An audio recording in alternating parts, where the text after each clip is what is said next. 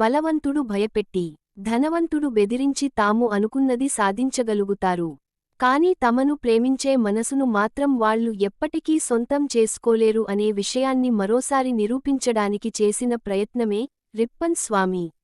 మనం ఏదైతే ఇస్తామో అదే మనకి తిరిగొస్తుందని చాటిచెప్పిన కన్నడ కథ ఇది. అది కొండ ప్రాంతాన్ని ఆనుకుని ఉన్న ఒక చిన్న గ్రామం. ఆ గ్రామానికి ఆనుకుని ఒక ఎస్టేట్ ఉంటుంది. ఆ ఎస్టేట్ వ్యవహారాలను రిప్పన్ స్వామి, విజయ్ రాఘవేంద్ర చూసుకుంటూ ఉంటాడు. తన అన్నా వదినలు, భార్య మంగళ, అశ్వని చంద్రశేఖర్ తో కలిసి అతను ఆ ఎస్టేట్లో నివసిస్తూ ఉంటాడు. ఆ ఎస్టేట్లోనే సుందర్, థామస్, మండా, మురళీ, జన్నా పనిచేస్తూ ఉంటారు. ఇక రిప్పన్ స్వామికి కుడి భుజంగా సంతోష్ ఉంటాడు. అతని తల్లి శారద, యమున శ్రీనిధి గతంలో అదే ఎస్టేట్లో పనిచేసి ఉంటుంది. రిప్పన్ స్వామికి ఆవేశం ఎక్కువ. కొట్టిన తరువాత మాట్లాడటమే అతనికి అలవాటు. అతనితో మాట్లాడానికి కూడా అంతా భయపడుతూ ఉంటారు.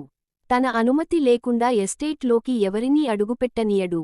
డాక్టర్ చదివిన భార్యను సైతం అతను ఇంటికే పరిమితం చేస్తాడు. గతంలో కుప్పుస్వామి, రిప్పన్ స్వామి ఇద్దరూ మంచి స్నేహితులుగా ఉండేవారు. కాని ప్రస్తుతం వాళ్ల మధ్య పచ్చగడ్డి వేస్తే భగ్గుమంటూ ఉంటుంది. ఒకరిని దెబ్బతీయడానికి ఒకరు ఎదురుచూస్తుంటారు.